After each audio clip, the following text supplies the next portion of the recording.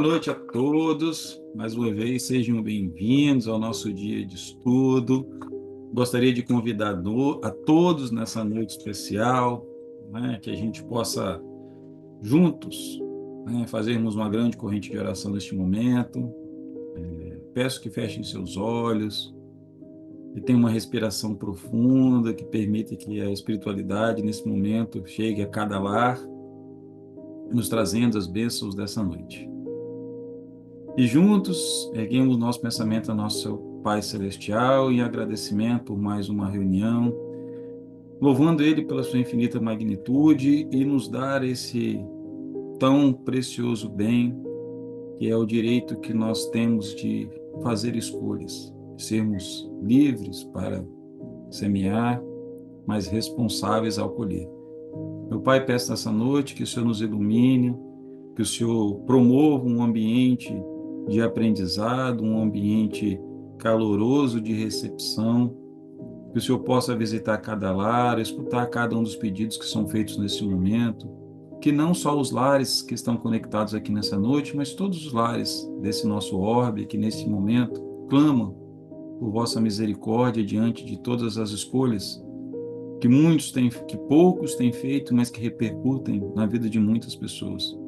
Que o Senhor possa consolar todos os irmãos que estejam em sofrimento, onde quer que eles estejam, seja nas penitenciárias, nos hospitais, seja em lares, seja nas ruas, seja no plano espiritual, aonde houver sofrimento, que chegue sua mão misericordiosa e curadora.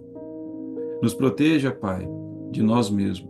Dai-nos a capacidade de, antes de escolhermos, que a gente possa raciocinar sobre nossas escolhas, sobre as consequências, e que o Senhor desperte em nós sempre o que há de melhor. Fique conosco hoje e sempre, que assim seja.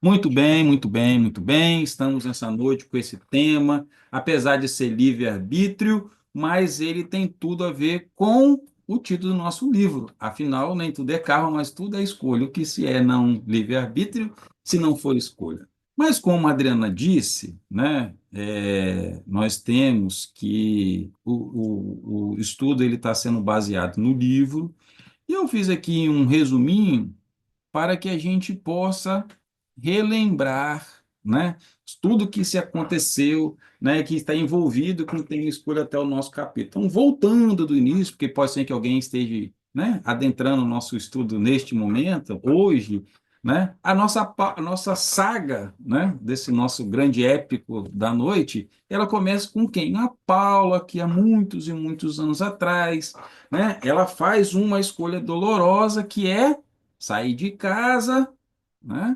E viver a vida, né? De liberdade, né?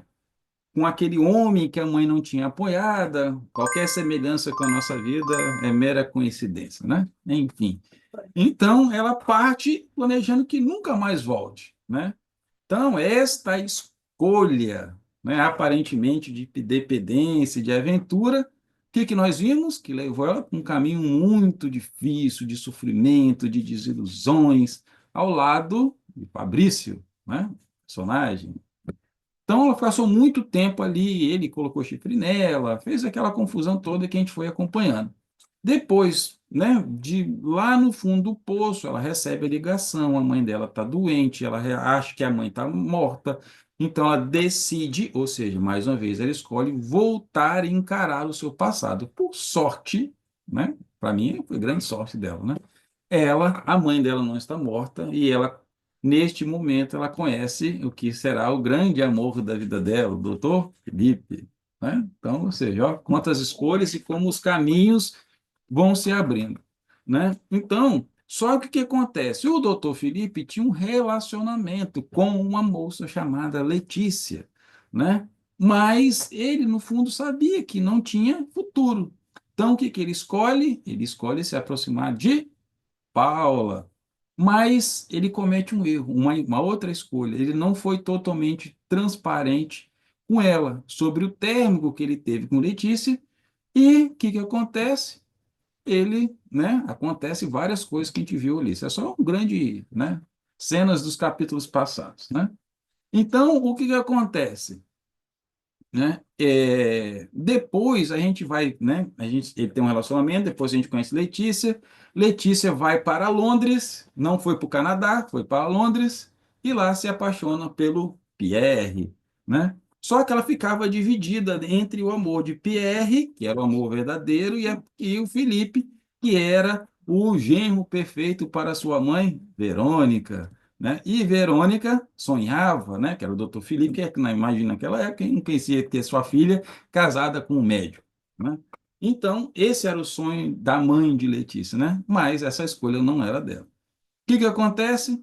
Letícia escolhe esconder esconder, né, a verdade do relacionamento com Pierre, né? E o que que acontece?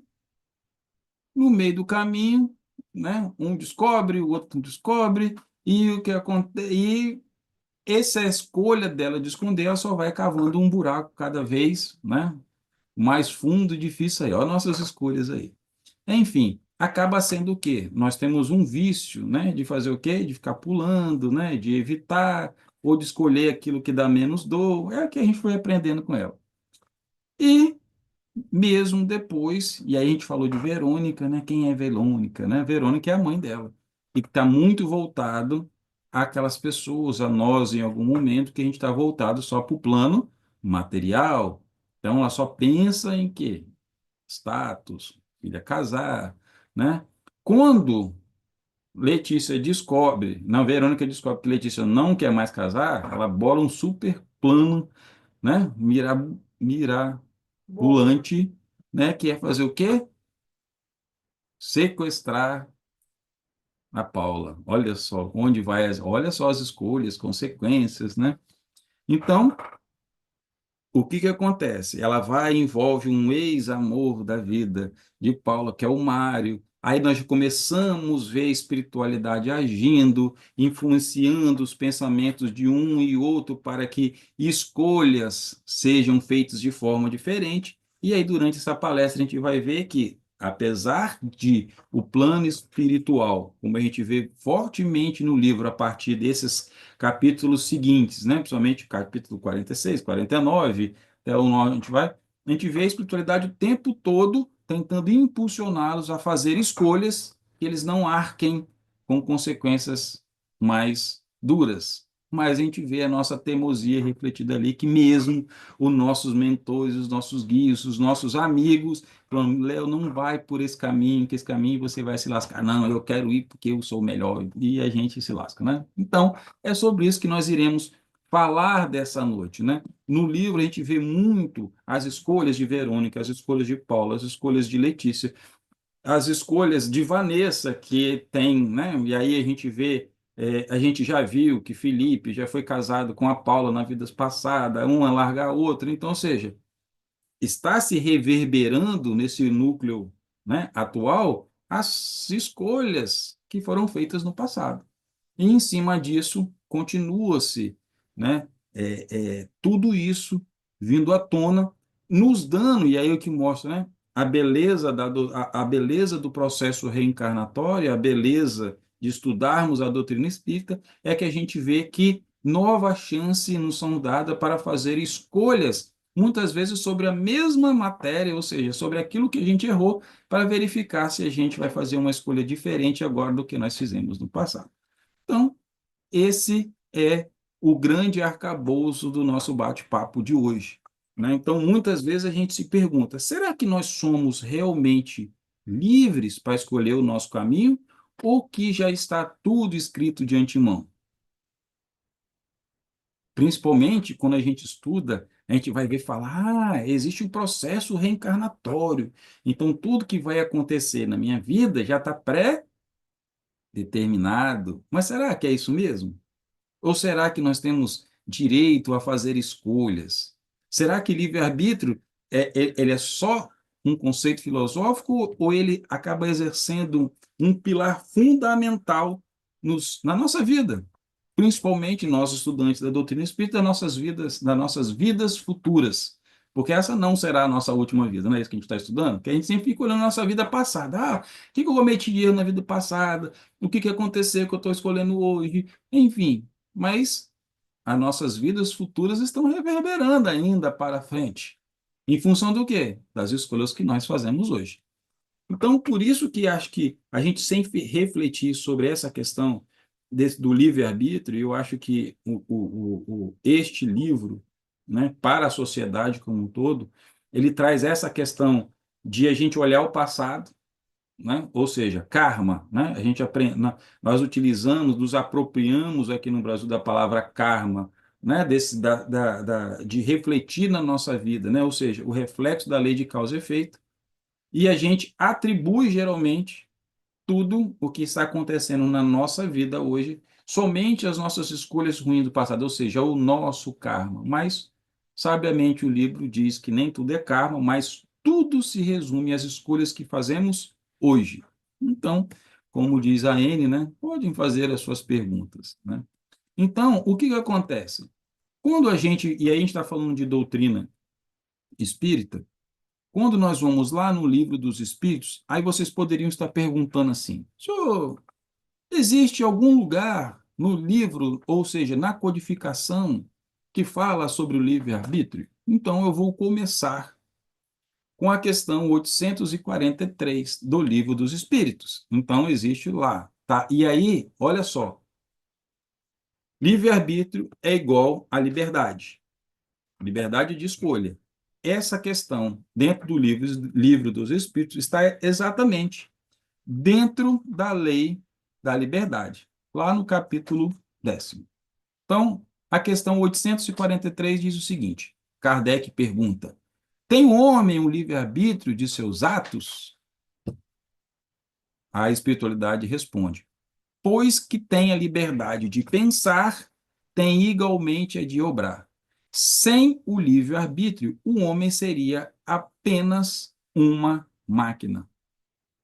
E na 844, do livre-arbítrio goza o homem desde o seu nascimento, e aí, né, voltando lá do nosso karma, escolhas, a liberdade de agir desde que haja vontade. Sublinha essa palavra, vontade, vontade de fazê-lo.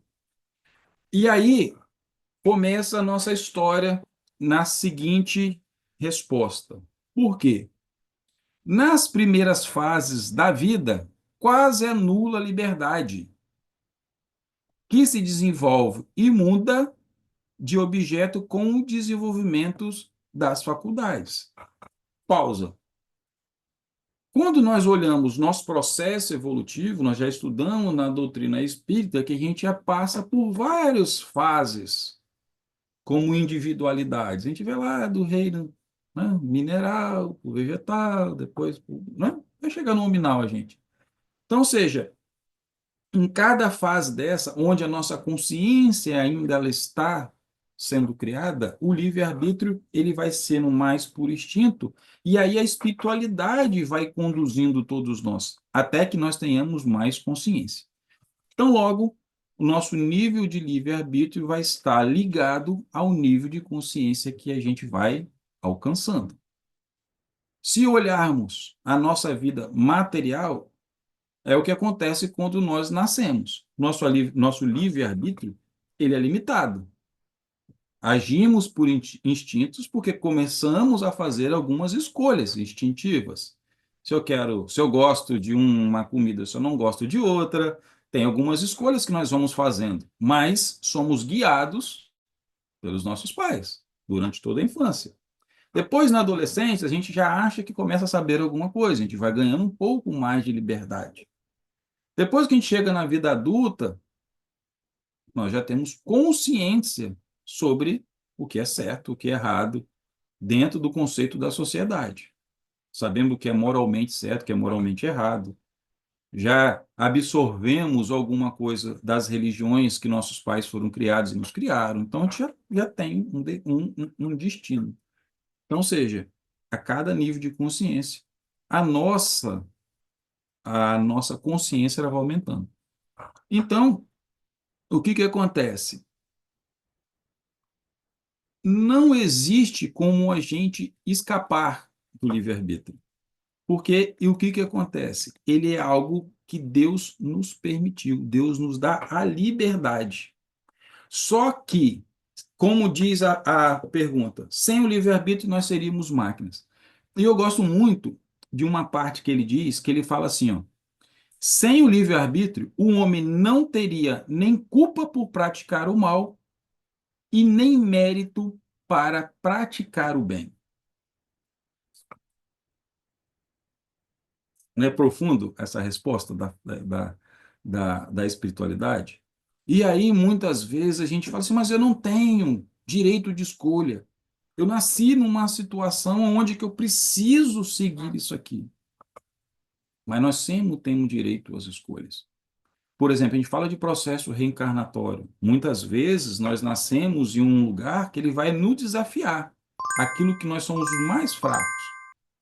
Então, as minhas tendências espirituais das minhas vidas passadas, que me fizeram escolher passar por essa prova, elas vão me levar, talvez, pelo caminho do erro, porque eu já errei muitas vezes na vida passada. Mas eu volto para quê? Não é para tentar acertar, mas eu tenho a oportunidade de escolher novamente. Então, é essa liberdade que Deus nos dá. Mas, como diz uma frase cérebro, liberdade, ela não é libertinagem. Então, o livre-arbítrio é sim um presente divino, muito forte em nossas vidas. Porém, é como uma faca de dois gumes. De um lado, nós temos o quê? A nossa evolução nos permite tomar decisões muito mais conscientes, aprender com os nossos erros. Mas essa liberdade do outro lado está uma coisa que a gente corre, que é a responsabilidade. Até um tempo atrás, nós fomos educados a colocar assim, não, a culpa era toda de Deus, a responsabilidade é tudo de Deus. Até hoje a gente se pega neste mecanismo. Não, vai acontecer se for da vontade de Deus. E eu coloco Deus como responsável diante das minhas escolhas. Então, essa responsabilidade, principalmente que a doutrina espírita vem trazer para nós, a gente sai correndo, né? Quando a gente vai falar fazer terapia, né, que está tudo dando errado na nossa vida, assim, eu vou procurar alguém para conversar. A gente vai no psicólogo, a Suzana aí que é psicóloga. Será que tem mais psicólogo nessa sala hoje? Eu não sei. Se tiver alguém, levanta a mão. Mas eu vou usar a Suzana, que é meu apoio hoje. Né, Suzana? Aí você começa a questionar o cidadão das escolhas que ele fez no passado, começa a levar ele, e quando ele se vê diante de que ele é responsável daquilo, ele acaba muitas vezes até, não vou no psicólogo mais não, eu fui para poder buscar a resposta, ele fica me fazendo um monte de pergunta, então a gente não quer pensar sobre isso. A gente não quer assumir nossas responsabilidades. Mas é isso que o estudo da doutrina espírita vem nos trazer, mas não de uma forma pesada. Porque Deus, ele é bondoso, ele é justo. E sabe que nós temos as nossas falhas. E é por isso que o livre-arbítrio é extremamente importante. Para quê? Nos permitir reparar o mal que nós fizemos nas nossas vidas passadas. De que forma isso vai acontecer? A gente já está aprendendo que existe dois caminhos. Nós temos as nossas provas e as nossas expiações, né? Então é sempre bom relembrar esse conceito. O que é uma prova? Né? O que é expiação? A prova são aqueles que vão nos impulsionar moralmente. Ou seja, eu roubava muito, então eu vou ter uma oportunidade nessa vida de ter dinheiro de alguém para administrar. Vamos supor, eu posso ser síndico de um prédio, eu posso ser tesoureiro de uma entidade, eu posso ser financeiro de uma empresa, trabalhar num banco, e eu posso escolher ali, diante daquilo que eu preciso provar, que é aquilo que é a maior tentação para mim, se eu vou escolher o caminho mais fácil, que é ceder à tentação, ou se eu vou pelo caminho mais correto, que é eu passar por aquela prova. Sim, Adriana, já levantou a mão, temos perguntas. Boa noite a todos. Nosso livre-arbítrio é limitado pela espiritualidade? Ele é relativo? Olha só, existem alguns casos de relatividade do livre-arbítrio. Deixa eu achar aqui que quando é que são limitadas? Quando nós não estávamos falando de consciência, então quando que o livre-arbítrio ele vai ser colocado, que ele será limitado? Em função das minhas faculdades, da minha consciência. Então vamos imaginar o seguinte: eu fui um espírito que, ao longo das minhas eras passadas, o meu ponto, ou seja, atual, hoje, eu me desequilibrei muito. E como o corpo material ele é plasmado pela minha consciência espiritual, esse desequilíbrio se faz através, vamos imaginar, por uma doença mental. Então eu chego aqui sem muita noção. Então, o que acontece? Como eu não tenho noção de muitas coisas em função das minhas limitações, esse livre-arbítrio ele é limitado. Então, as coisas que vão acontecer, elas serão guiadas pela espiritualidade. Por quê? Porque eu estou limitado da minha consciência. Então, sim, existe essa limitação em função do estado que a gente tem, de uma doença muito grave. Então, isso é previsto lá dentro da, da lei da liberdade. Então, sim, ele é limitado em função do nível de consciência que eu tenho. Tem mais pergunta? Como o livre-arbítrio nos aproxima ou nos afasta de nossa própria evolução espiritual? Olha só, vamos voltar. Por que reencarnamos? Reencarnamos para que a gente trabalhe rumo à nossa perfeição. O que acontece nesse caminho? Nós temos as nossas provas e as nossas expiações. As nossas expiações foram aquele mal que eu proporcionei a alguém e que eu preciso, alguém, à sociedade, ao outro, vamos assim dizer, ou na linguagem do nosso mestre Jesus, ao próximo, eu tenho que reparar de alguma forma. Então, essas são as expiações que eu vou passar. E, principalmente, como diz aí, né, eu, as coisas que me afastaram, né, onde eu fui o centro, né, dessa dinâmica de fazer o mal. Então, muitas vezes, de que forma isso acontece? Reverbera no meu físico. Eu estou espiando algo no meu físico em função de alguma coisa que eu fiz comigo mesmo no passado. Então, expiação tem a ver com reparação. Estou reparando o mal que eu fiz. As provas, elas advêm do campo da moralidade. Ok? Então, tudo que for moral, tudo que está no meu crescimento, que vai proporcionar essa minha evolução. E quando a gente fala de evolução moral, a gente tem a evolução. Desculpa, quando a gente fala de evolução espiritual, a gente tem a evolução moral e temos a evolução intelectual. E essas duas elas vão caminhando. Muitas vezes a intelectual ela anda mais ligeiro, porque que eu preciso de aprender para depois aplicar isso sobre a minha moralidade. Então, como que ele vai se aproximar, vai nos afastar? Em função das escolhas e dos caminhos que nós vamos fazer. Esses caminhos serão os caminhos mais fáceis. Aí Jesus já fala da porta direita ou da porta estreita, não direita, né? Da porta estreita, da porta larga. Exatamente. Por que caminho eu quero passar? Será o caminho mais simples, o caminho que vai me causar menos dor, né? O caminho do dever ou o caminho da conveniência? Qual caminho eu vou escolher? E aí está o poder de escolha. Como que isso vai me fazer melhor? O que vai fazer o melhor? Exatamente eu que encarar estas provas. Nada que acontece na nossa encarnação, ela é o quê? Uma obra do acaso. Lógico, ela faz parte do plano reencarnatório de todos nós. Escolha da gente. A partir daí, quando nós voltamos ao plano material, e a gente passa lá pelo processo de quê? A gente passa.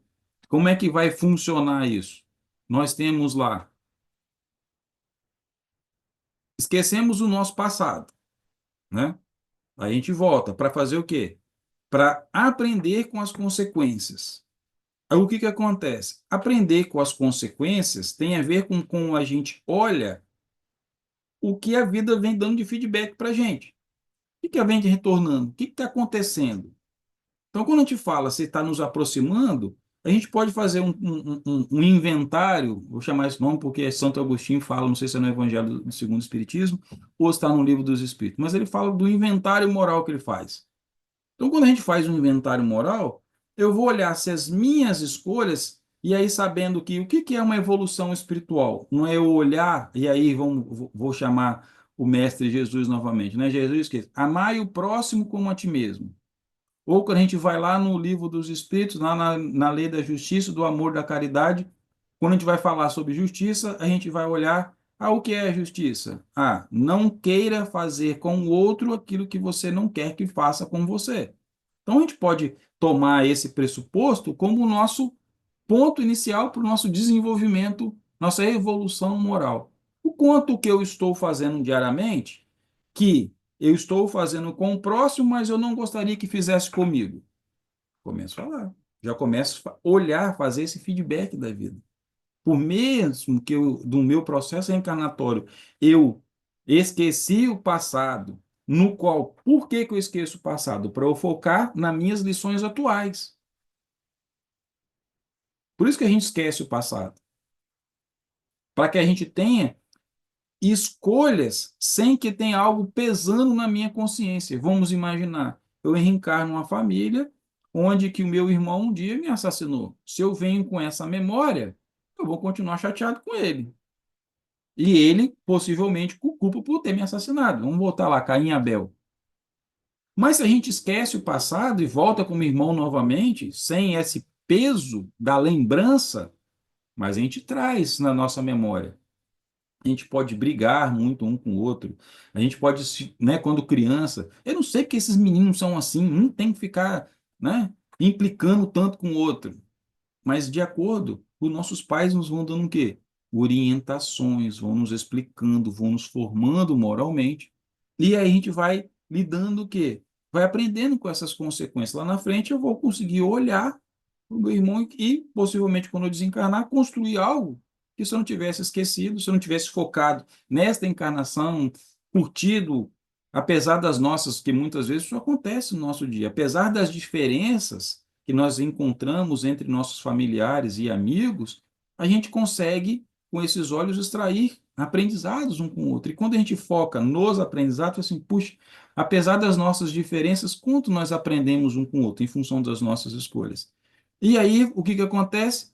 A gente, a partir dessa consciência, a partir desse inventário, eu posso fazer o quê? Aplicar essas lições daqui para frente ou nas minhas próximas vidas. Esse é o ciclo, como poderia dizer, o ciclo de aprendizado do nosso processo reencarnatório. E isso tem o que no centro?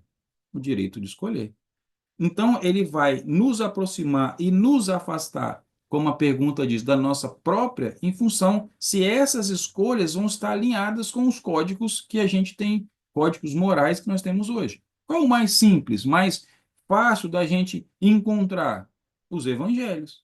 Todo mundo tem uma Bíblia em casa e vai ter ali os quatro evangelhos com ali condensados, como diz Ramatiz, né? O código moral do cosmos. Então está ali. Agora as ações que eu estou fazendo, elas estão de acordo com aquilo? As escolhas que eu estou fazendo estão de acordo com aquilo? Eu vou saber se ela vai estar me afastando ou me aproximando na minha evolução espiritual. Criança, abaixou a mão significa que não tem mais perguntas? Que beleza, hein? Temos, mas eu vou deixar você falar um pouco mais. Então, o que que acontece? Voltando, né, já que a gente está falando dessa parte de processo, provas, né, as nossas missões, aí o que que acontece? Muitas vezes a gente fala o quê? Mas as coisas são fatais na nossa vida, né? Aí o que que acontece? Nós temos, voltando, as nossas tendências, que é o quê? Que é aquilo que a gente, né, viveu toda a nossa vida. E vão aparecer as circunstâncias que nós escolhemos exatamente para viver isso. Aí o que acontece? Onde termina a fatalidade? A fatalidade, ela termina no nosso processo de escolha, no nosso processo reencarnatório, é quando a gente lida, quando a gente tem a obrigação de lidar com isso. Ou seja, ela termina essa fatalidade e passa, vamos voltar lá na pergunta, da nossa vontade. se nós vamos ceder ou não a essas tendências que nós trazemos das nossas vidas. Ou seja, o nosso direito de escolha, ela vai ser o quê? Como nós vamos reagir a cada prova da nossa vida. Ela não vai estar escrita em lugar nenhum. Ela vai depender unicamente do nosso poder de escolha no momento da nossa prova. Então, muitas vezes, vai ter algumas fatalidades que podem acontecer nas nossas vidas. Sim, fatalidade ela existe, mas nunca no campo moral. A fatalidade nunca vai acontecer, é fatal que eu vou ter que passar. A fatalidade pode acontecer de eu cair e me machucar, né? Por eu escolher inúmeras coisas, mas ela nunca vai ter pelo aspecto moral. Até porque todos nós viemos no nosso processo reencarnatório para que a gente nos torne pessoas melhores. E o nosso poder de escolha ele tem que ser voltado para a gente ser pessoa melhor. Vou dar um exemplo.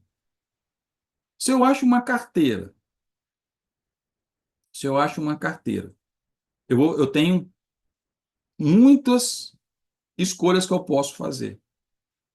Se eu pessoalmente escolho entregar essa carteira de bom grado ao dono, eu tenho ali, estou me tornando uma pessoa melhor, estou exercendo uma virtude.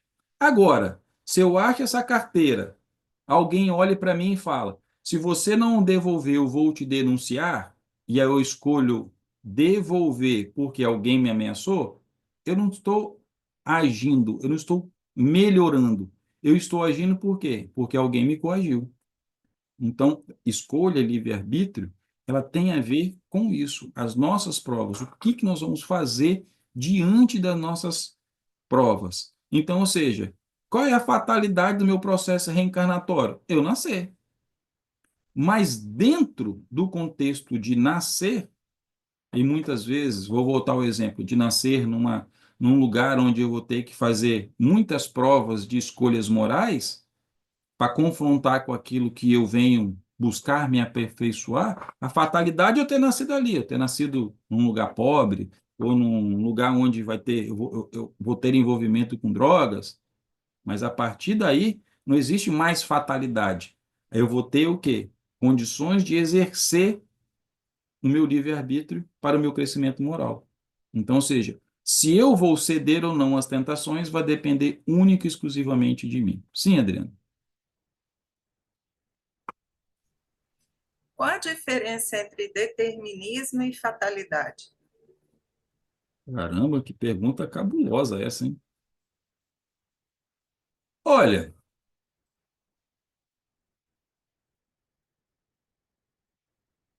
apesar de semelhanças, e aí eu vou falar, não sei, o contexto que eu posso, né, falar pode até distorcer do que está escrito no dicionário, mas vou entender da forma como eu compreendo. Fatalidade é algo que é fatal acontecer. Então, ou seja, o que é fatal nas nossas vidas? Reencarnar, concorda? Depois que eu encarnei, qual é a fatalidade? Algo que eu tenho certeza que vai acontecer. Eu morrer. Então, fatalidade está naquilo que vai realmente acontecer. Determinismo, é onde, para mim, entra o livre-arbítrio. Por quê? Porque eu posso determinar o rumo da minha vida.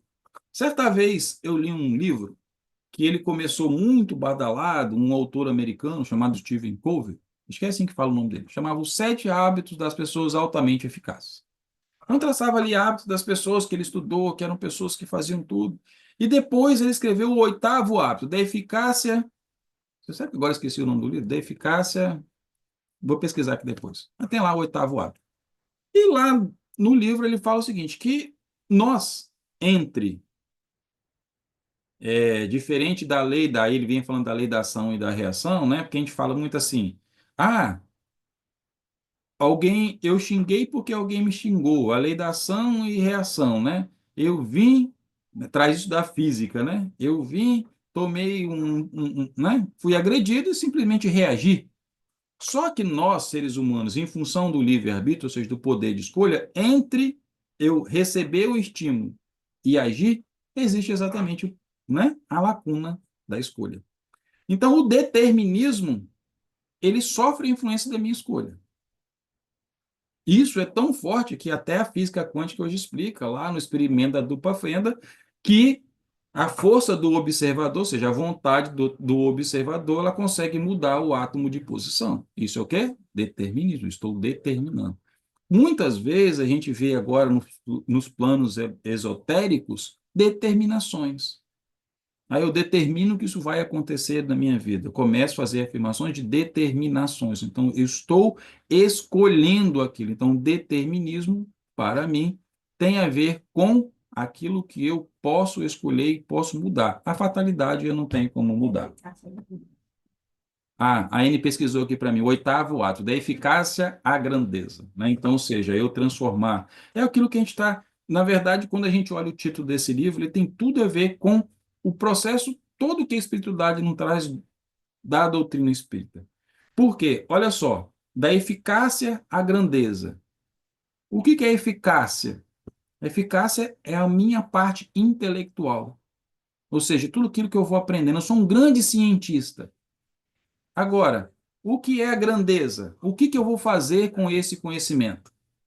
Esse conhecimento ele vai servir a muitos ou vai servir a poucos? Ele vai trazer benefícios grandiosos para a sociedade ou vai prejudicar a sociedade? Então, da eficácia à grandeza. Esse é o oitavo hábito que todos nós estamos constantemente sendo convocados através das nossas escolhas, através do nosso processo de evolução moral. Sim, Adriano?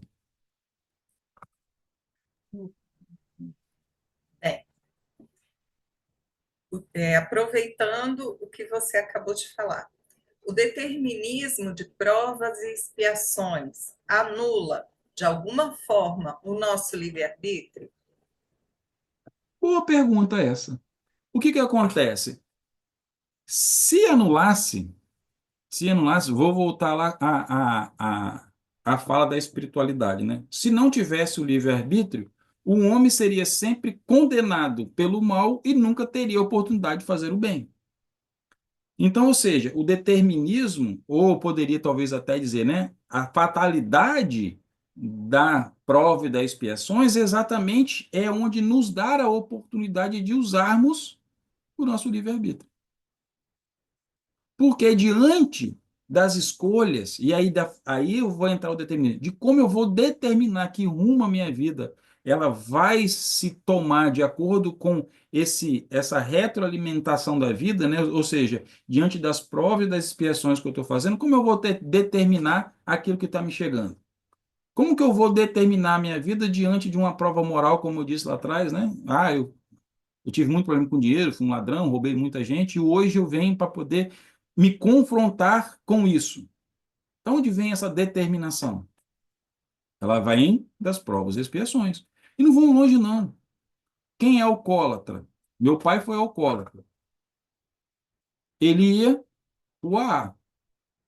Chega lá, tem todo um processo aí, aí ele vai se determinar se a partir dali ele vai, como ele vai lidar com essas provas? Porque para um alcoólatra e um fumante que decide deixar de consumir álcool ou consumir o fumo, ele vai estar sendo provado todos os dias. Concordam comigo? Todos os dias ele vai ser provado. Então ele está enfrentando uma prova, da mesma forma como a gente enfrenta as nossas outras provas morais. E vai ser a forma como ele escolhe reagir a essa prova. E ele vai deixar de ter essa prova? Não. Por quê? Porque neste mundo isso não vai deixar de ser oferecido a ele todos os dias. Então ele vive em prova todo dia. E a gente pode trazer para a nossa vida espiritual. Ah, eu estou tendo um tempo todo esse negócio repetindo. Por quê? Porque ele vai se repetir. Está cada dia provando, e toda vez que a gente passa mais um dia por essa prova, que a gente determina, nós saímos determinados de casa não cair em tentação. Está lá no Pai Nosso, não está? Né? E o que acontece?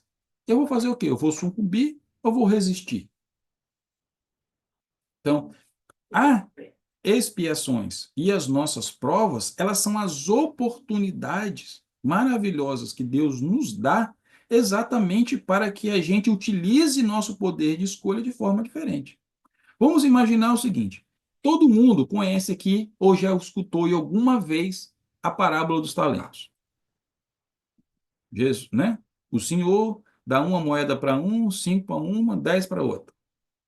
Ou troca as moedas, mas é uma quantidade. Vamos imaginar isso da primeira, como fosse uma primeira encarnação, ou uma primeira fase da vida. Então, quando o Senhor volta, um por medo pegou o talento dele e escondeu.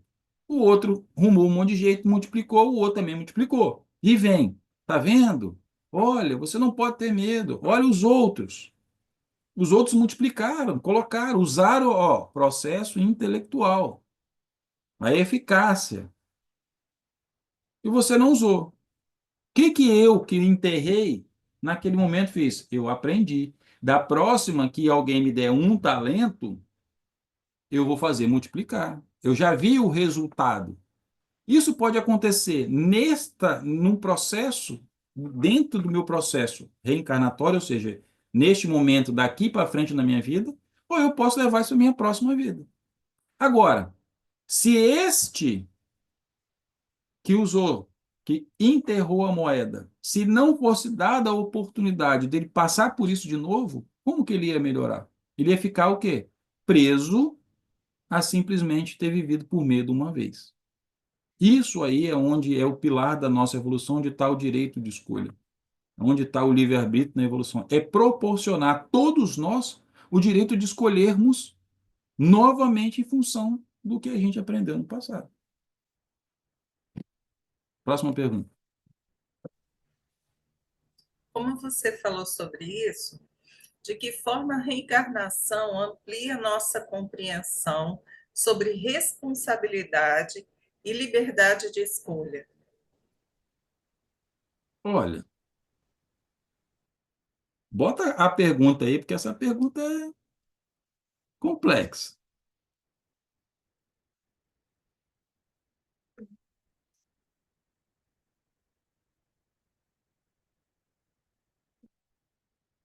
De que forma a reencarnação amplia nossa compreensão sobre a responsabilidade e a liberdade de escolha?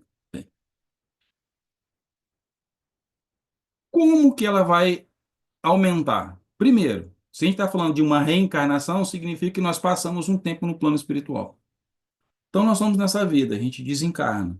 Depois que nós conseguimos nos estabilizar no plano espiritual, em função das nossas culpas, dos nossos remorsos, depois que esse processo ele é todo superado, que eu adquiro um pouco mais de consciência, eu começo a lidar com exatamente de uma forma mais, deixa eu achar a palavra, mais, né, ao contrário, racional, obrigado.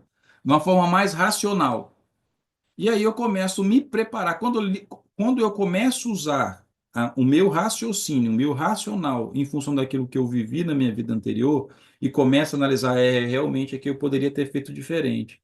Aqui eu poderia ter feito isso. Pô, aqui a gente faz uma análise. Todos nós passamos por isso antes de voltar ao plano material. Esse é o nosso planejamento reencarnatório. Então, ou seja, a gente já vai ampliando nossa compreensão em função do que nós fizemos no passado. E a gente só pode fazer isso para que a gente escolha de forma diferente através desse processo de encarnação e desencarnação. Ah, mas por quê? Muitas vezes, quando eu uso o racional, eu posso até compreender um erro que eu cometi com alguém, que eu vou voltar a trazer o conceito de alguém que é muito próximo da gente, né? Com um pai, um irmão, um amigo muito querido. Ou muitas vezes pode acontecer com alguém também, né? A gente pode, vamos imaginar, eu saí um dia de noite, sei que não posso usar, aliar direção e álcool, bebo muito, pego meu carro e atropelo alguém. Ou seja, eu estava sem minhas faculdades. Quando eu recobro a minha consciência, eu olho e falo, grande besteira eu cometi. E aí entra a parte do remorso. É assim que a gente chega no plano espiritual. Olha só o que eu devia ter feito. Então, geralmente, a pessoa que ela já tem uma base, né, moral, ela já está um pouquinho despertando, ela vai ter remorso, ela vai se sentir culpada. Por quê? Porque ela sabia que não podia praticar aquilo e ela escolheu praticar. Por isso que vem a culpa e o remorso. Então, a gente estabiliza isso Só que o que acontece? Ah, tá bom, eu preciso reparar esse erro. Então, eu vou conviver com essa pessoa de alguma forma, ela vai ser minha aluna, enfim. A gente vai arrumar um jeito da gente se encontrar, se for o meu desejo e o de ela me aceitar como reparar, isso vai acontecer. Então, ou seja, eu adquirir consciência. E somente no processo reencarnatório, esta consciência vai ser colocada em prova. Eu vou poder reparar esse erro. Por isso que é expiação. E pode ser que venha como prova eu ter a oportunidade novamente nesta minha nova vida. Na vida passada eu matei alguém atropelado porque eu me alcoolizei. E eu vou vir com certeza não. Existe a possibilidade muito grande de eu passar pela mesma prova de novo. De chegar um dia, beber e alguém chegar assim, aí, Léo, vai dirigir? Aonde vai estar a compreensão? Isso pode me remeter inconscientemente e dizer, não, não quero. Eu posso ceder à tentação, senão vou dirigir de novo. Então, o processo de reencarnação ele vai ampliando, por quê? Porque no plano espiritual, quando nós estamos na erraticidade, a gente adquire consciência. Ou seja, a gente não pula de uma encarnação para outra com a mesma consciência. A cada vez que a gente volta no plano espiritual, a gente tem contato com a nossa consciência, que a gente olha e a gente vai dizer o seguinte: eu não quero mais eu não quero cometer mais esses mesmos erros. Então, eu volto ao plano material para passar por isso de novo. Então, ou seja, a cada reencarnação, ela vai ampliando a nossa visão de responsabilidade e de escolha. Por quê? Porque a gente vai ampliando a nossa consciência. Essa evolução do nosso livre-arbítrio, ele só é possível pelo plano reencarnatório. Ou seja, se a gente ficasse a vida toda lá no reino animal, a gente nunca ia experimentar o reino hominal, lidar com maior consequências das nossas escolhas. E aí, mesmo no plano, mesmo como reencarnando já no plano nominal, a gente está evoluindo. A gente sabe que a gente nasceu. Quando a gente. É só olharmos a nossa própria história. Quando a gente olha a nossa história como humanidade, vamos voltar a. Na época de Jesus, 2000 anos. Né? Olha como os romanos, né? Como eles torturavam as pessoas, como Jesus foi torturado. Quando a gente olha, esses dias eu sigo um padre que mora lá em Israel, chama Padre Bessa. Ele estava num museu, acho que lá em Israel, e tinha a coluna onde Jesus foi amarrado para ser açoitado, e tinha os instrumentos de tortura. Quando a gente olha aquilo, a gente hoje sente quase aquilo batendo nas nossas costas. Mas quando a gente está naquela época, e aí vamos voltar dentro do próprio povo judeu, né? Qual era o costume? Era apedrejar as pessoas. A mulher que era pega em adultério era apedrejada. Olha só, quando nós olhamos isso hoje, a gente já olha e fala, isso é um absurdo, mas naquela época era normal para a gente. Agora, por quê? Porque nós estávamos muito ligados ao nosso instinto ainda animal. A gente não estava no nosso instinto ainda, entendendo as consequências da vida e a dor de cada um. O nosso processo, como a gente usa hoje, é tão falado do processo de empatia, que é a capacidade de se colocar e sentir a dor do outro, ele estava em estado embrionário. Então, eu desci o cacete no outro, mas não imaginava que aquilo poderia doer, a não ser quando eu sentia. Aí, quando eu sentia, eu falava, opa, eu não quero passar por isso. Então, é essa forma. Encarnação após encarnação, nós vamos aumentando a nossa consciência e utilizando o nosso livre-arbítrio de maneira mais consciente. Sim, senhora moderadora. Baixar cacete, não, Léo. Não, por favor. Desculpe.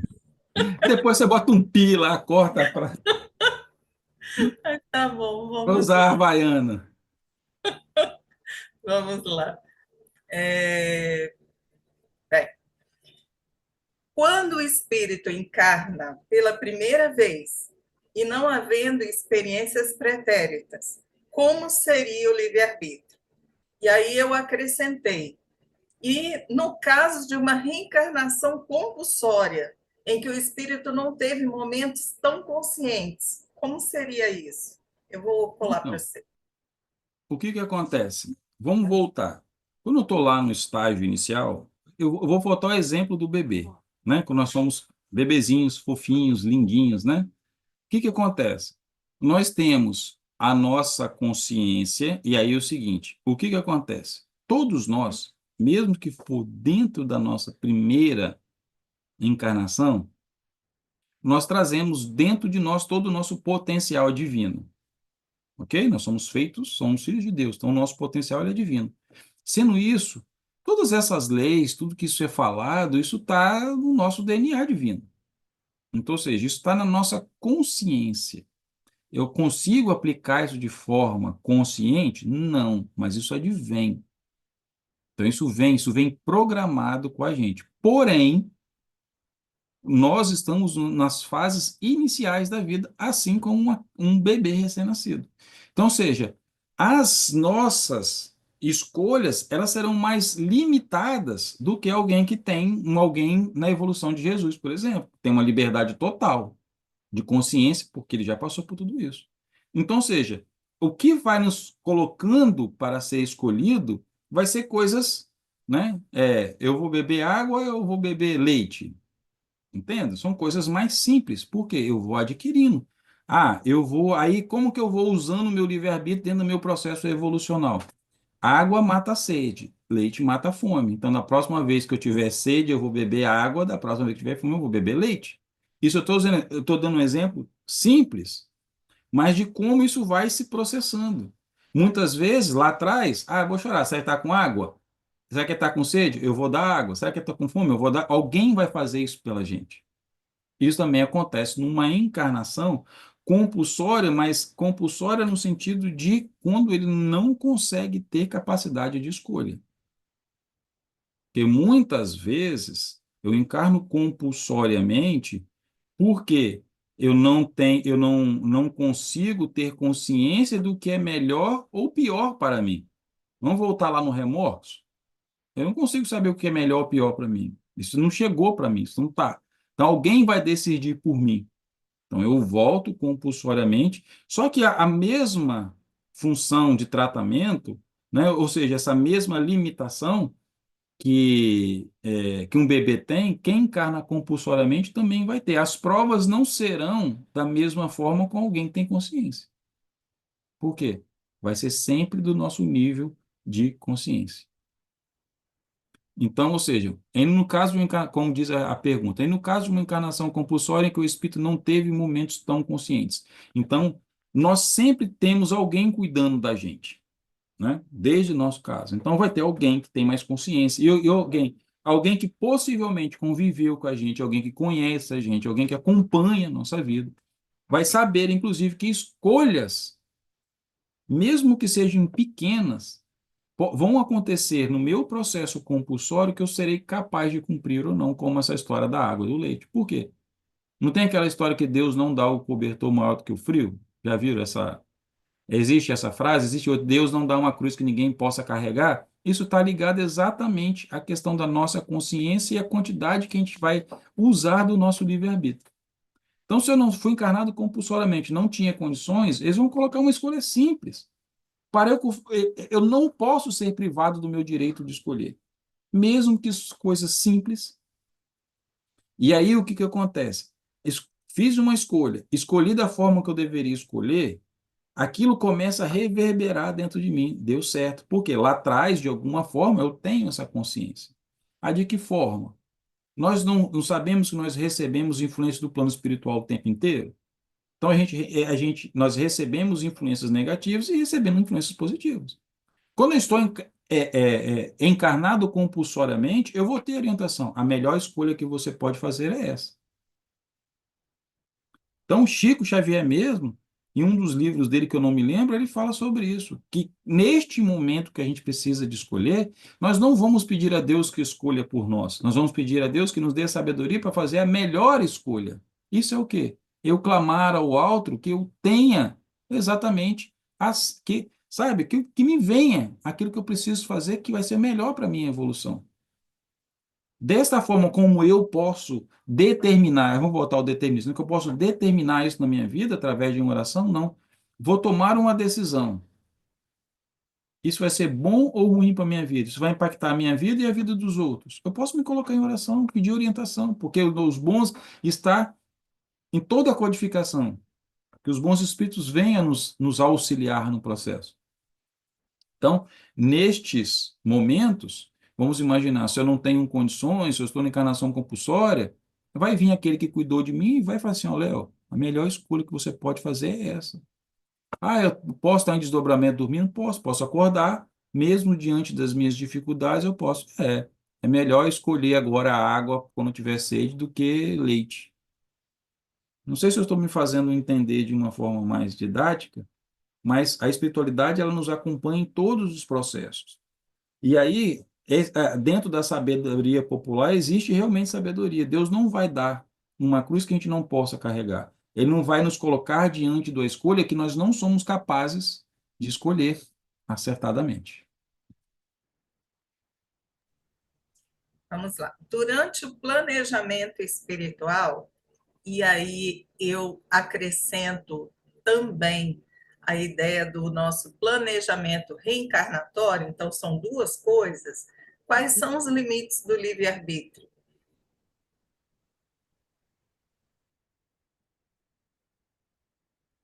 Posta lá, eu tenho que pensar um pouquinho.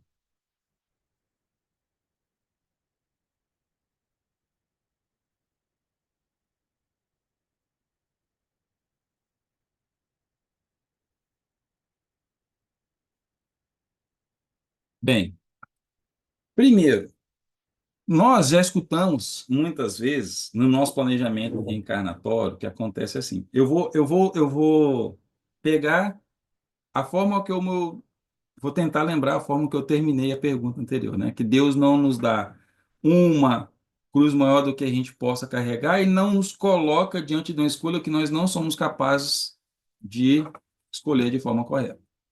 Então, aí eu emendo, né? Durante o planejamento espiritual e planejamento reencarnatório, quais são os limites do livre-arbítrio? São exatamente esses: o limite da minha consciência, o que eu posso e aquilo que eu sou capaz de conscientemente já escolher. Então, por exemplo, vou voltar lá. Ah, a minha vida passada eu fiz tantas coisas erradas. E aí eu, com tantas pessoas, então, aí eu chego lá junto, vamos imaginar que eu tenho lá seja meu mentor. Ó, eu escolhi isso aqui, ó, eu vou passar por essa prova, isso aqui, eu vou ter isso, vou ter aquilo, eu vou ter que reencontrar com alguém. Aí ele olha aquilo, ou seja, ele tem mais consciência do que a gente e vai falar assim, você não é capaz de aguentar tudo isso. Aí ele vai lá, eu vou cortar isso aqui, vou cortar isso aqui, vou cortar isso aqui. E aí a gente vem e fala assim, ó, isso aqui eu sei que você é capaz. Então, seja, o limite ele vai estar no tamanho da nossa consciência, o tamanho da bagagem, a quantidade de coisas que nós podemos e temos condições de escolher. Porque, voltando, Deus ele é misericordioso, ele não vai colocar para a gente uma prova que nós não somos capazes de não executar. Ao contrário, ele quer colocar provas que nós somos capazes, por quê? Porque, olha só, é até parte do processo motivacional, né? Ninguém perde 10 quilos de uma vez, ele vai perdendo um por um, que a cada um que ele ganha impulso para ganhar o próximo. Então, a liberdade de livre-arbítrio é para essa. Cada prova que eu passo, eu falo, puxa, eu sou capaz, eu consigo ir para a próxima, eu consigo ir para a próxima. Agora, se a vida me colocasse provas que eu não fosse capaz de passar por elas, isso teria um efeito negativo. Eu não sou capaz de passar por isso. E aí não é o que Deus quer. Deus quer a nossa evolução.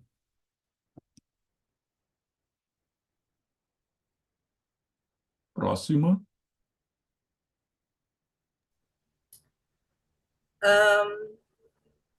Em que momento o espírito começa a exercer o livre-arbítrio?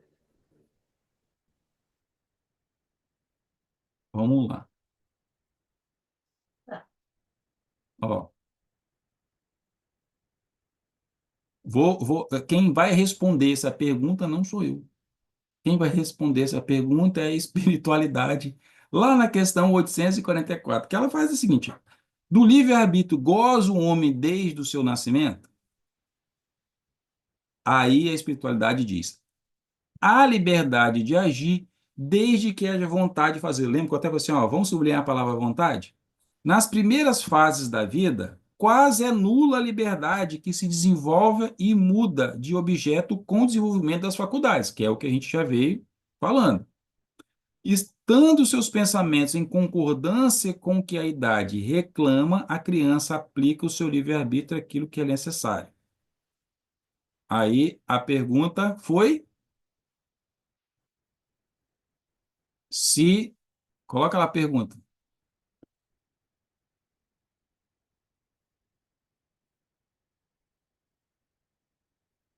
Em que momento o espírito começa a exercer o livre? Então vamos lá. Na questão 845, pergunta-se assim: ó, não constitui obstáculos ao exercício do livre-arbítrio as predisposições instintivas que o homem já traz consigo ao nascer? Ó, em que momento o espírito começa a exercer o livre-arbítrio? As predisposições instintivas são as do espírito antes de encarnar. Conforme esteja mais ou menos adiantados, elas podem arrastar ele para as práticas de atos repreensíveis ou será secundados por espíritos que simpatizam com essas disposições. Não, porém, o arrastamento irresistível, uma vez que tem a vontade de resistir. Lembrai-vos de que poder é querer.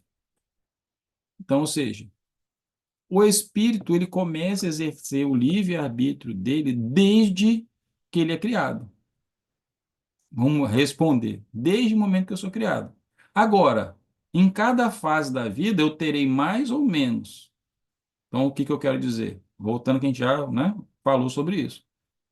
Quanto mais eu vou evoluindo, mais eu vou tendo mais liberdade. Então, mais o livre-arbítrio ele é individual, é dado no momento da nossa criação. Então, desde lá nós somos, exercemos o nosso livre-arbítrio. Lógico, dentro do nosso nível de consciência, como a gente já veio falando. Eu acho que se eu fosse responder diretamente, né, em que momento, é quando ele é criado. Posso? Pode? Gabriel quer fazer uma pergunta. Pode tirar o mudo, Gabriel, e perguntar. Boa noite, pessoal. Tudo bem? Boa Prazer, noite. Gabriel.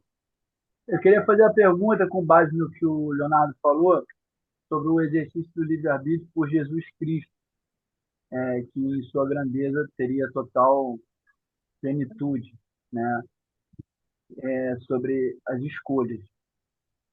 Mas, assim, retomando a passagem em que ele ora e pede ao Pai que afastasse dele o cálice da dor e da crucificação, e ao mesmo tempo ele termina a oração falando que seja feita a vossa vontade, e aceita passar pelo martírio da crucificação, qual o aprendizado, né, que a gente pode ter diante dessa decisão no qual Jesus, em sua grandeza, tem a capacidade de escolher, ele suprime a sua vontade pessoal diante de uma vontade celestial, vamos dizer assim, né? Muito boa, ô Gabriel. Obrigado pela contribuição. É, o mestre Nazareno, ele sempre vem trazer de uma forma, e aí a gente tem as interpretações, como foi escrito, né? Todas essas nuances, mas vamos nos ater ao que está escrito. Todos nós, quando estamos diante de algo muito doloroso, a gente roga o alto, né? Que possa nos afastar. Só que Jesus, como espírito que já tinha consciência do seu grau de liberdade, ele poderia ter fugido, ele poderia não ter aceitado, mas ele sabe, ele tem consciência das repercussões. Então, por exemplo, se a gente se adentra ao que Ramati nos traz em Sublime Peregrino, ele vê que os ensinamentos dele, esta forma, seria uma forma de eternizar os seus ensinamentos, ou seja, de encarar aquilo que precisa vir pela frente, mesmo que aquilo seja doloroso. Então, muitas vezes, no nosso dia a dia, a gente fala assim: eu não tenho poder de escolha, eu tenho que enfrentar isso. Mas enfrentar é uma escolha. Então, foi o que ele fez. O que ele simplesmente, mais uma vez, né? Porque Jesus ele não só falava, como ele exemplificava, e ele era o exemplo. O exemplo estava nele. Ele nos mostra ali que, mesmo diante das decisões mais difíceis, nós somos seres ainda que necessitamos do auxílio do Pai. Tanto que Jesus ele orava a Deus constantemente. Isso é um grande exemplo que eu tenho na minha que eu tento fazer é estar próximo de Deus da forma que Jesus. E olha que Jesus está 50 bilhões de anos na minha frente, né?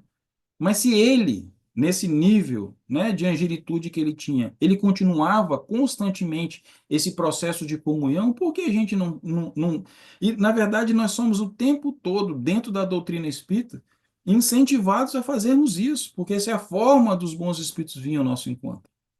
E se a gente olhar que ele tomou a decisão de encarar que seja feito, o que aconteceu? Vamos imaginar que eu estava em dúvida. Os bons espíritos falam assim, não, é isso que você precisa de fazer. Então, eu encaro aquela consequência. E qual foi a consequência disso? A consequência disso é o cristianismo até hoje, a gente está aprendendo com ele. Se ele tivesse desistido, tivesse, pai, afaste-me em seu caso, eu não quero saber da sua vontade, porque, na verdade, quando hoje, através, né, da doutrina espírita, a gente olha e sabe que, na verdade, ele estava falando isso como vontade do Pai, de uma maneira talvez mais figurada, ou seja, eu estou aceitando a minha responsabilidade, mas ele entendia que aquilo era a vontade de Deus. Mas se a gente fala assim, qual é a vontade de Deus para com Jesus? Que ele se tornasse uma pessoa melhor. E Jesus, ele não encarnou, ele não aceitou a missão de sair lá do seu estado de angelitude, passar 2000 anos, né, baixando o seu padrão vibracional para encarnar, se fazer homem, simplesmente não só por amor, mas ele também enxergava nisso um processo de aprendizado. Ele veio aprender alguma coisa com nós, mesmos seres evoluídos. Estamos complementando mas com certeza complementamos alguma coisa, fazemos história na vida dele. Possivelmente lá ele deve contar, uma vez que eu tive encarnado lá na Terra, isso aconteceu comigo. E eu passei por um momento que eu tive, né? Porque o que acontece? Apesar de ser Jesus, ele estava encarnado e ele passou pelo mesmo processo que a gente passa. Ou seja, ele não sabia que, conscientemente, ele não sabia que era Jesus. Tanto é que ele teve que vir os essênios para poder educá-lo, para trazer à tona no seu processo intelectual as capacidades que o espírito tem.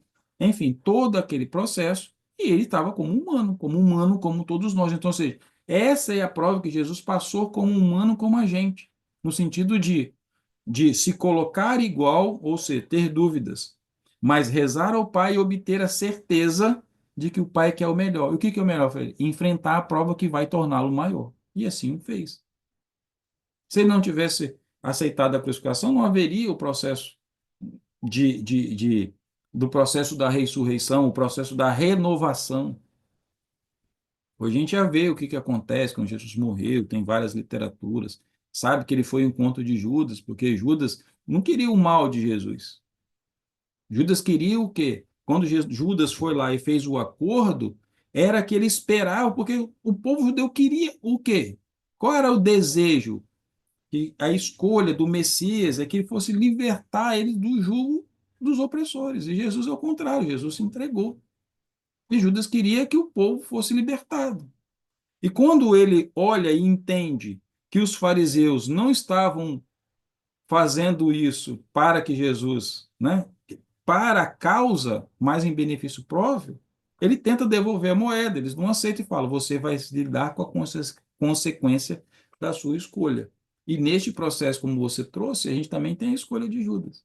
Por mais bem intenso, aí olha só, muitas vezes, por mais bem intencionada que for a nossa escolha, principalmente quando envolve o outro, pode levar a consequências que a gente nem imaginaria. Foi o que aconteceu com o processo de Judas. Entende? Então, ou seja, Jesus, ele prova para a gente como ele tem consciência da liberdade de escolha dele. Porque, por exemplo, existe uma série, eu sempre falo dessa série toda vez que eu tenho oportunidade de falar, seja aqui, seja na Fraternidade, que é uma série chamada The Chosen. Você já assistiu? Né? Então, quando a gente vê essa última temporada, no último episódio da quarta temporada, Jesus tem lá vou contar o spoiler, né? Ressuscita Lázaro e ele já começa ali, já dá os indicativos por quê? Porque o que Jesus iria passar, isso já estava escrito. lá em Isaías. Já tinha tudo determinado. Por quê? Era o plano que se tinha que se passar. E ele, olha só, está se colocado. E ele escolhe o quê? Ele escolhe seguir o plano.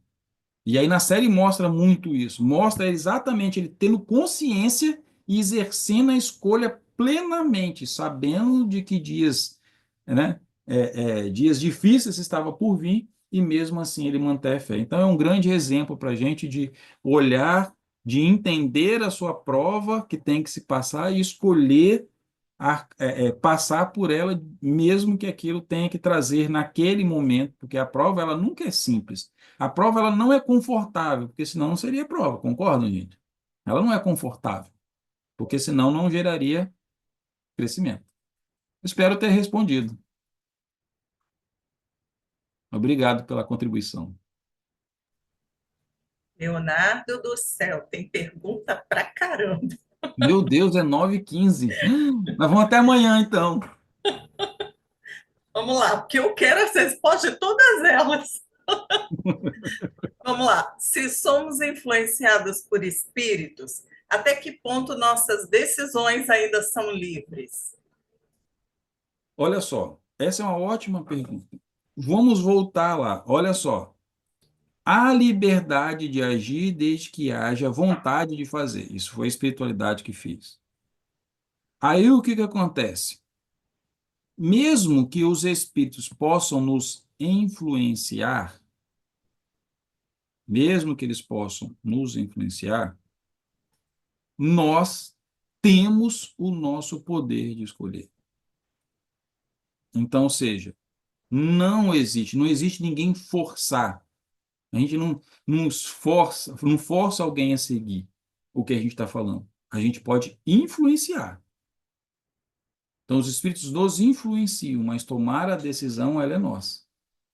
Então, ou seja, as nossas decisões, elas sempre serão livres. Por quê? Porque eu escolhi. Eu aceitei ser influenciado. Eu aceitei ser influenciado pela mensagem de Jesus. Eu aceitei ser influenciado pelo...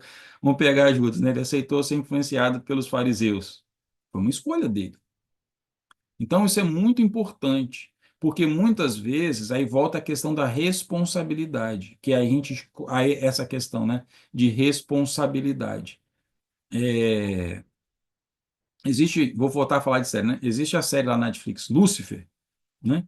Quando você vê algum episódio, né, Lúcifer, às vezes ele fala assim, esse pessoal, os humanos ficam tudo, ele fala de Deus, né? Fica tudo colocando as coisas nas costas do meu pai. E, na verdade, não está nas costas do meu pai e tem nas minhas costas, né? Porque é coisa do diabo. Isso é simplesmente escolha deles. Escolha deles. Então, ou seja, nós somos sempre fruto da nossa escolha. Por mais que tenha alguém que queira exercer alguma influência sobre a gente, seja ela positiva, que aí a gente vai, né, escutar e vai decidir entrar na influência positiva, ou eu vou ter alguém que vai me influenciar negativamente. Então, a influência, ela não determina a escolha. A influência, ela não é a escolha. Ela vai me colocar se eu vou seguir aquela influência ou não. Então, nunca vou poder dizer que eu estava sob efeito disso. Eu escolhi passar por efeito daquilo. Se eu fosse trocar o espírito, influenciado pelo espírito, muitas vezes a gente fala assim: eu preciso ter coragem para alguma coisa. Aí eu vou lá, utilizo de um mecanismo externo. Vou lá, tomo, né, uma bebida alcoólica, alguma coisa, aí eu estou sob influência do álcool. Aí muitas vezes, eu falei isso que eu estava sob influência do álcool. Ok. Mas ninguém fala o que não quer.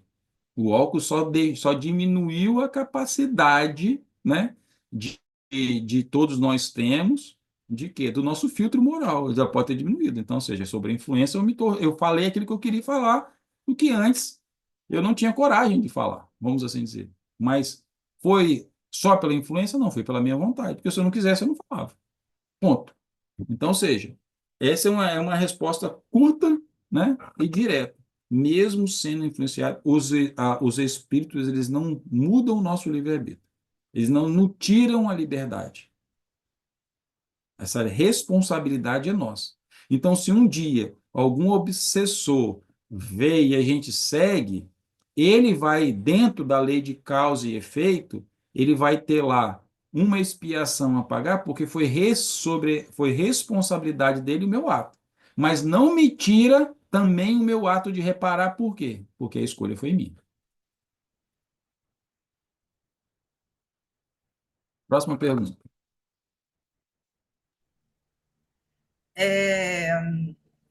Peraí. Ai. Podemos considerar o sofrimento uma consequência direta de escolhas feitas pelo nosso livre-arbítrio? Presta atenção na palavra, sofrimento.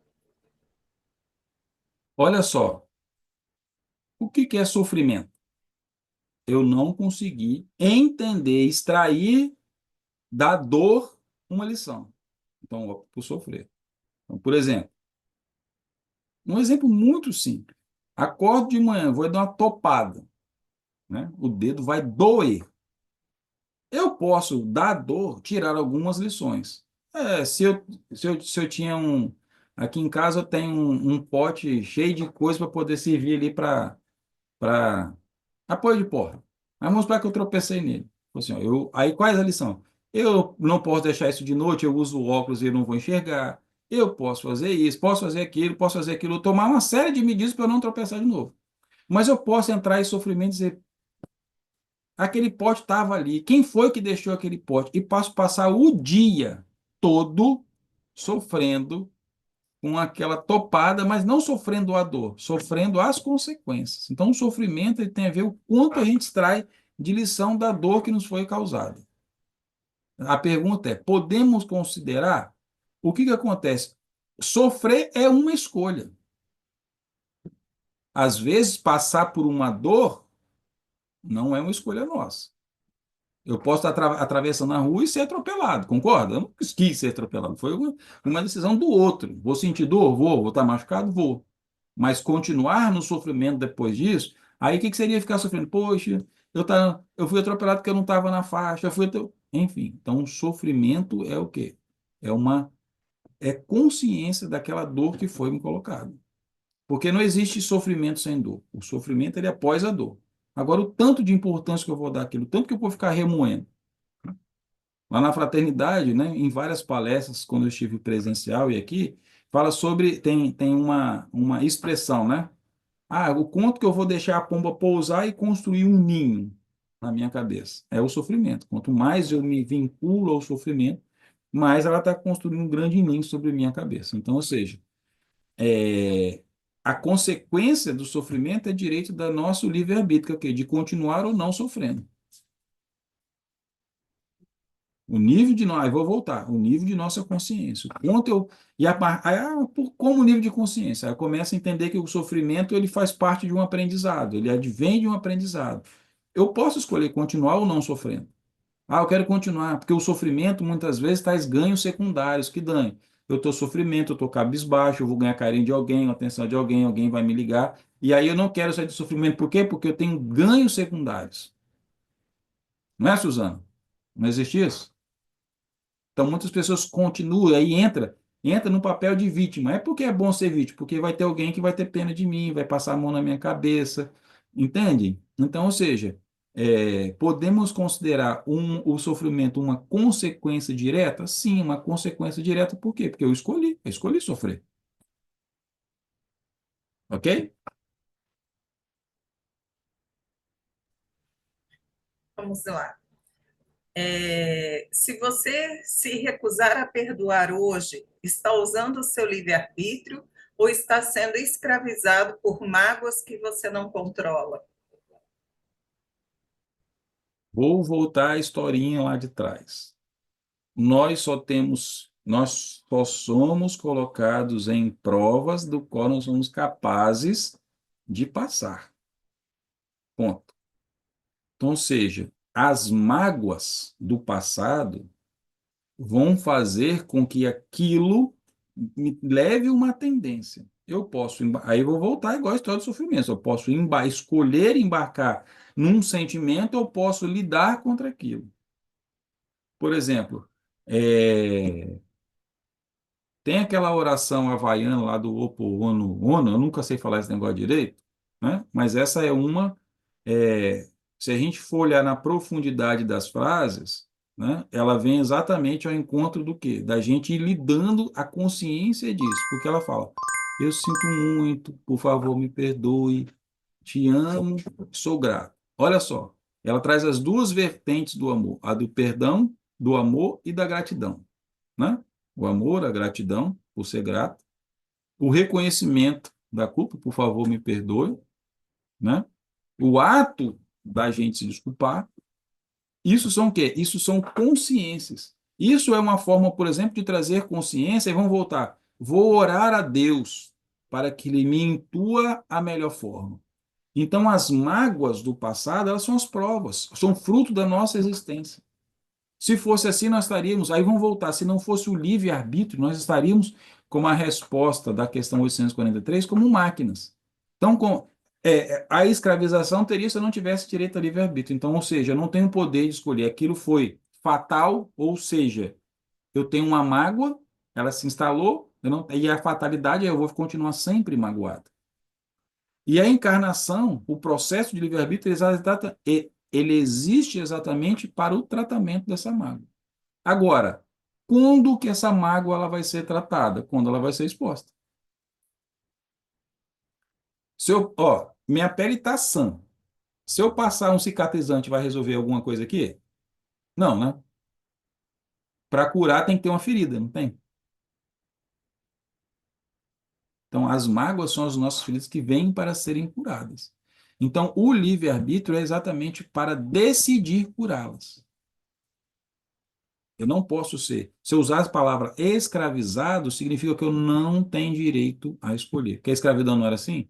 Aí eu fui lá e escravizei alguém. Aquele povo não tem direito. Só que não existe escravidão na nossa vida. Existe sempre escolhas. Você escolhe seus caminhos ou apenas repete padrões inconscientes herdados de outras vidas? Não, nós escolhemos sempre o nosso caminho. Sempre. Vou voltar, né? Isso tem a ver lá com aquela pergunta lá de trás, do processo reencarnatório, como o livre-arbítrio vai influenciar.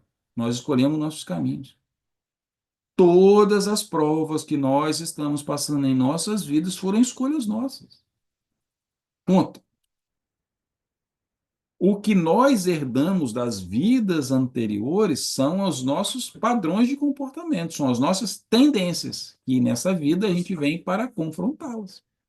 Simples assim.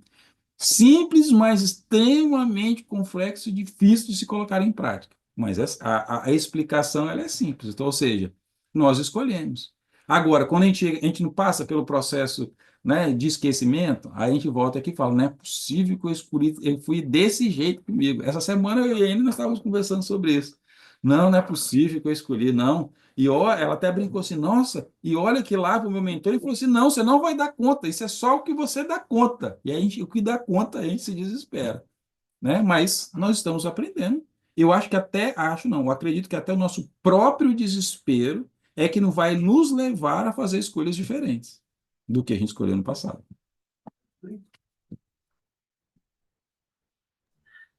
Vamos lá. Quando culpamos o destino, estamos reconhecendo uma expiação ou apenas fugindo da responsabilidade pelo uso equivocado do seu livre-arbítrio?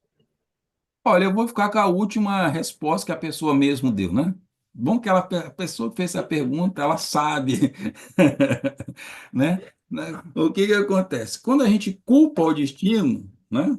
Ou seja, a gente está fugindo, porque o livre-arbítrio é esse. Eu tenho direito de escolha, mas do outro lado tem o dever de reparar. Então não adianta a gente reclamar, né? É o quê? É olhar aquilo, assumir, dizer que é meu mesmo, eu fiz aquilo e vamos para frente. Não tem outra alternativa, né? Não adianta eu culpar o destino. A gente só culpa o destino quando a gente não tem a consciência que nós estamos adquirindo hoje, através desse bate-papo enriquecedor, de que existe escolha, de que fui eu que escolhi, de que eu sou capaz de resolver aquilo, porque senão não tinha sido me dado. E olha que isso já está nas nossas vidas há quantas e quantas gerações, né? Que nossos pais vão nos ensinando isso, né? Então, o que que acontece? Não adianta a gente fugir, né? Não adianta eu colocar só a culpa no destino. Inclusive, tem até um filme muito bacana chamado Os Agentes do Destino. Recomendo a todos que assistam, né? Já é um filme já antigo, com um ator famoso chamado Matt Damon. E nesse filme existe esses agentes do destino, alguém que vai determinando a vida. Fica um monte de gente em volta. Assistam, né? Se tivesse a oportunidade de falar, né? Olha, para a palestra da semana que vem, assistam o filme O Agente do Destino, que hoje a gente poderia, né, utilizar ele como fundo. A mesma coisa, por exemplo, a gente pode. Eu fiz isso esses dias e recomendo para aqueles que gostam da doutrina espírita, que se já assistiram, como eu, há muito tempo, reassistam Ghost, do outro lado da vida, agora com os ensinamentos da doutrina espírita, vocês vão ver como que muda o nosso panorama todinho na interpretação do filme. Cada fase, o que acontece, com o que acontece, né? Nosso processo para quem é médium, por exemplo, né? Está estudando, lá você tem lá a Oda Meia, no processo como ela, antes de o Sam aparecer na vida dela, era, né?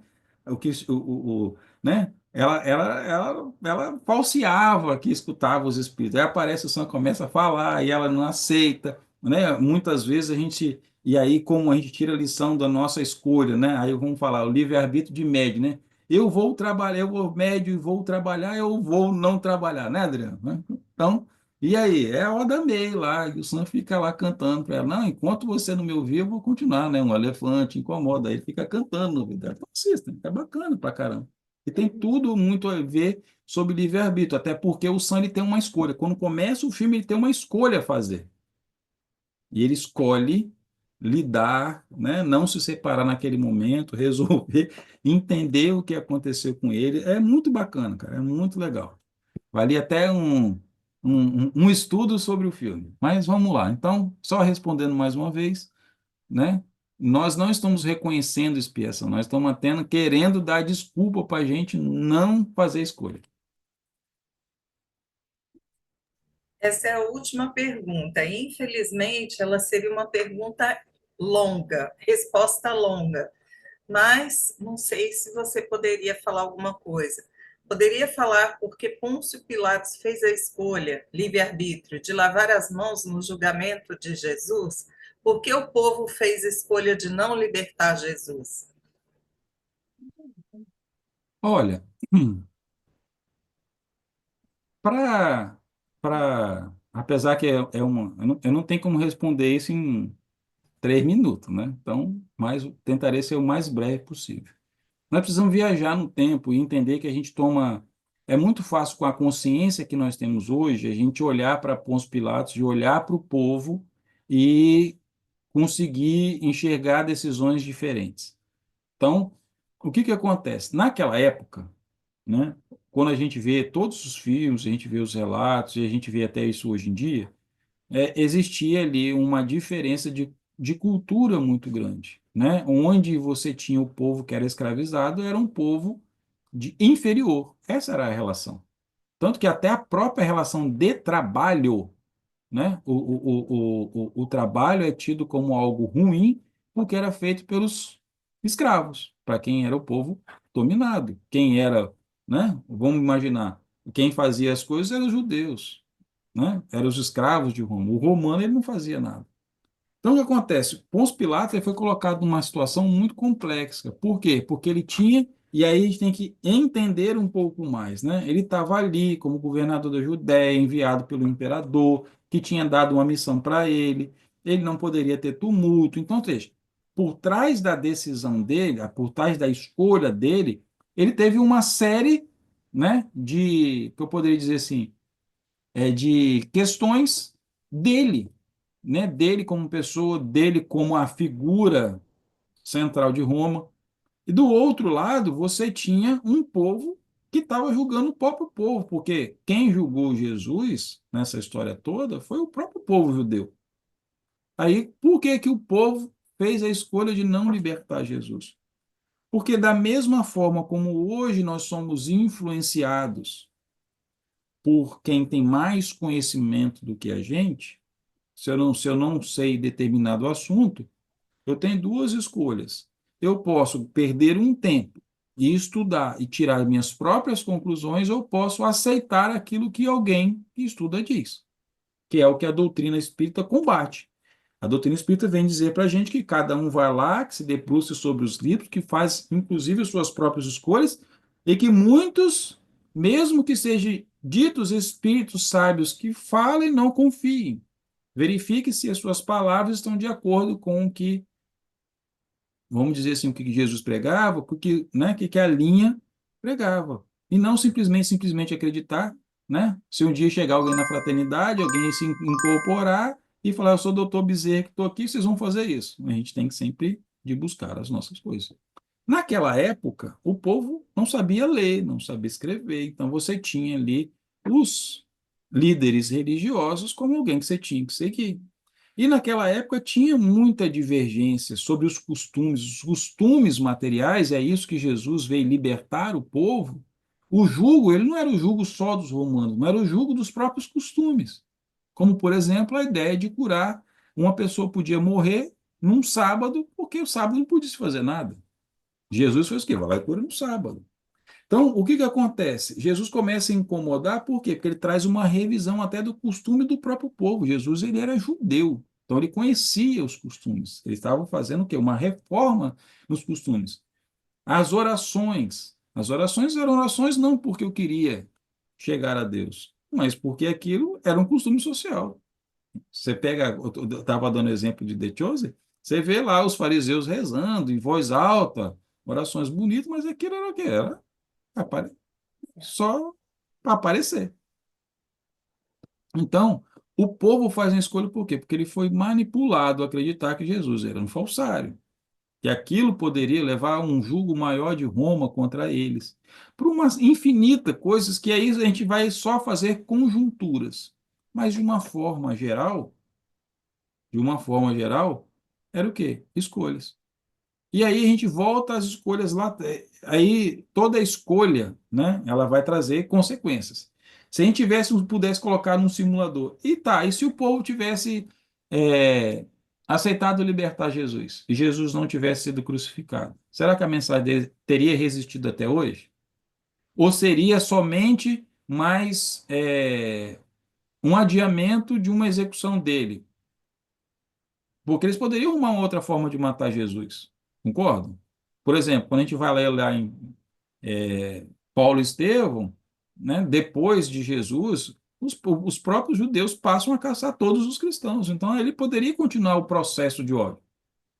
Então, a gente tem que entender que existe escolhas que têm desdobramentos. Então, em relação a Pôncio, eu acredito que ele respeitou muito mais, é só uma conjuntura,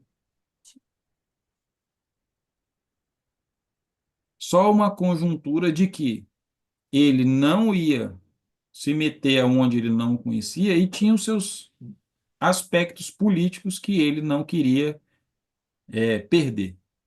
Ele poderia ter libertado Jesus? Poderia. Ele poderia ter usado contra saber que estava na trama? Poderia, mas ele não fez. Então, ou seja, o que a gente vê? Homens exercendo sua escolha nos seus níveis de consciência. A multidão exercia sua escolha em função do seu nível de consciência, livre-arbítrio. Então, essas duas formas, né, que foi colocado na pergunta, elas continuam embasando a nossa decisão de livre-arbítrio, a nossa forma de como a gente age em função do nosso nível de consciência. Então, para a gente mudar as formas que nós vamos escolher, da forma que a gente vai utilizar as nossas escolhas, nós precisamos ampliar o nível de consciência só existe um jeito, através da experimentação e do nosso avanço intelectual, como estamos fazendo hoje através dos nossos estudos aqui na sexta-feira. Então a gente vai aprendendo que nem tudo é karma, mas tudo é escolha na nossa vida. Então, que possamos fazer a partir, né, desses nossos estudos, não só de hoje sobre o livre-arbítrio, mas de todas as escolhas, né, cada tema é fruto de escolhas, a gente possa fazer escolhas mais conscientes e alinhadas com o que nós queremos para a nossa evolução espiritual.